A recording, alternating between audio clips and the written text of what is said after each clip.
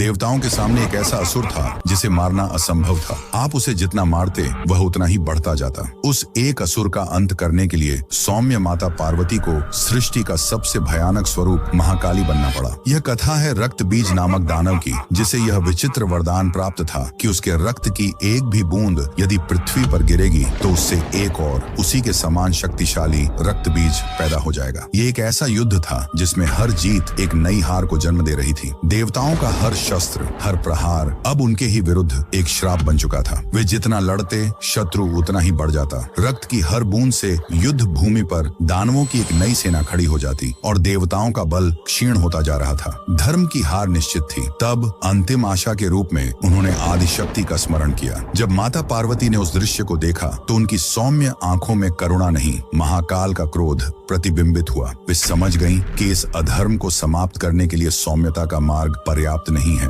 उसी क्षण उनके शांत गौर वर्ण वाले ललाट से एक दिव्य ऊर्जा का विस्फोट हुआ। देखते ही देखते उस ऊर्जा ने एक काला विकराल स्वरूप धारण कर लिया। उनकी जिह्वा रक्त की प्यासी थी, उनके गले में नरमुंडों की माला थी और उनकी आंखों में ब्रह्मांड को भस्म कर देने वाली अग्नि थी। वे महाकाली थीं। वे युद्ध भूमि में उतरी, पर उन्होंने देवताओं वाली भूल नहीं दोहराई। उन्होंने उस वरदान को ही शून्य करने का निश्चय किया। उन्होंने रक्त बीज पर प्रहार किया और उसके रक्त को पृथ्वी का स्पर्श करने से पहले ही अपनी विशाल जिह्वा पर सोख लिया। उन्होंने अपनी जीभ से पूरी युद्ध भूमि को ढक लिया ताकि रक्त की एक बूंद भी व्यर्थ न जाए। एक एक करके उन्होंने हर रक्त बीज को रक्त विहीन कर दिया, जब तक कि अंत में केवल एक मूल रक्त बीज एक सूखे हुए वृक्ष की तरह गिर नहीं गया। यह स्वरूप विनाश का नहीं, यह परम रक्षा का प्रतीक है। यह हमें सिखाता है कि जब अधर्म अपनी सारी सीमाएं लांघ जाता है तो धर्म की रक्षा के लिए करुणा को भी प्रचंड रूप धारण करना पड़ता है। उस महाकाली के सम्मान में जो धर्म की रक्षा के लिए सौम्यता का त्याग भी कर देती है, कमेंट्स में जय महाकाली अवश्य लिखें।